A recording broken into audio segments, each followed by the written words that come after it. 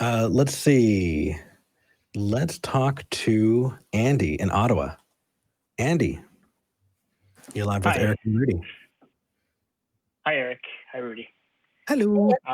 So my question is, how can you falsify non-dualism? Because I've been looking into the school of thought, and it seems like it's a somewhat legitimate belief. Yeah, I was hoping if you guys could close that loop for me. Sure. Can you falsify non-Bigfootism? Yeah, can you falsify non-dualism? Right. So falsifying the negative of a thing is very, very weird on its head. What you want to do is you want to look at the claim, right? The claim there would be mind-body dualism. And so looking for ways to falsify mind-body dualism would be a good way to test whether or not that claim holds. And so if you want to test that mind-body dualism, there are lots of things that people have done. They've looked into, let's see, out-of-body experiences, people who said that they could astral project, and people who said that they have memories from past lives, things like that, things that may indicate or point toward mind-body dualism, there being a separate soul, a ghost in the machine of our body. Those are ways that you would try and falsify that claim to test whether or not it stands up. And so far, it's failed every time. If you're looking to falsify the negation of a claim,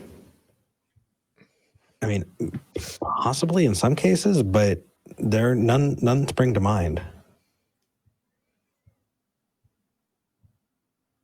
Okay. Yeah, I guess the reason I asked this question is just because the school of non-dualism kind of intrigues me, and I'm just wondering if there's any basis to believe or not believe it. Because so far it seems like it is pretty legitimate. What about it to you seems legit? Well, it seems like a popular belief is that matter comes before consciousness, right? But if we look at what we can observe, we can only observe for sure that we have this consciousness, this awareness of experience, but we can't be sure of the actual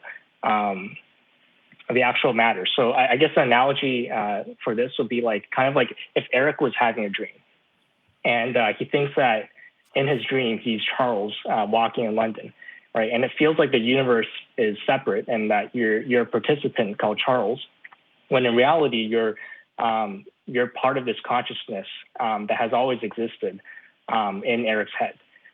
So I guess the analogy with non-dualism is that our experience in life is kind of like that, where we're all part of consciousness or God or source or all of existence, whatever you want to call it. But the only thing that truly exists and has always existed is consciousness, and that every other experience is through the perception of our consciousness. Okay, question, just to clarify, yeah. Andy, are you saying that our consciousnesses are somehow connected to each other? Yeah, in a sense, we are all one consciousness in different fragments. Okay, yeah, that is on its head silly. I mean, it sounds very pretty, but yeah, I guess I would want to know what. For one thing, is there anything more compelling about it just than that it sounds interesting? I guess what's compelling about it is it seems to make sense that we would all be fragments of that consciousness. What? There are a lot of things that may intuitively sound like they make sense that in reality don't. I guess that I don't see what is so compelling about this beyond that it's interesting, and even more than that, I don't see what it means for any of us. Yeah, it may intuitively make sense to eat Tide Pods. It doesn't make it a good idea, right? And also the idea that we're all fragments of a greater consciousness indicates that you have no idea how consciousness works, man. If you don't have a brain, you don't have a consciousness, and you didn't break off a piece into you when you were born. No, consciousness is what's the word? It comes about from having a brain. It is a property of brain? The having An a brain? emergent property. There we go. It's an emergent property. Thank you, of having a brain. Without that, you wouldn't have it. But to say that we all share some kind of thing that we all broke a piece off of, that's pretty wild, man. And I would love for you to look into how you could test that, because to the best of my knowledge, the best of what I've seen, there's nothing that points to that. I mean, I wanted to tap into the great, collective unconscious. That's why I did a good amount of drugs in my late teens, early 20s, because I wanted to see if I could get there. Instead, I messed with my brain chemistry. I didn't actually do anything solid there. So but darn, we're limited on time.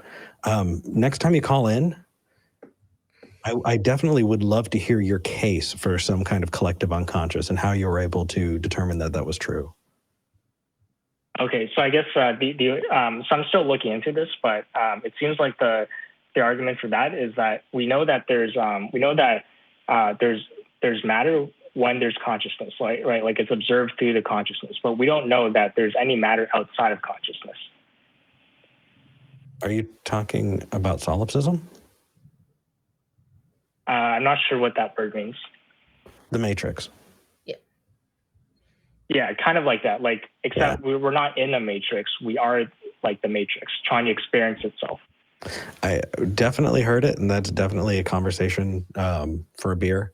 Unfortunately, we just don't have the time today. But I'm glad you called in. Okay, so if I were to call in next time, could you just say again what you would like me to look into so that we can have like a more productive conversation? Absolutely. Mind-body dualism. The idea of the collective unconscious. And solipsism. I think solipsism. Yeah, there's a Y in there. It's really weird, but if you look it up, I think that those are terms that will help you get to things that you're describing. Okay, gotcha. You can argue its merits. Gotcha. Okay, right. Thank you for taking my call. Absolutely. Take care, brother. Bye. I know it's not everybody's bag, but Rudy, I live for that stuff.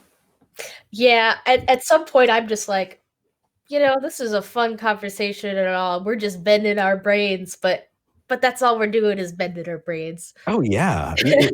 So if I can someday just become a professional navel gazer, I will. If we can just get to that point, that'd be fantastic.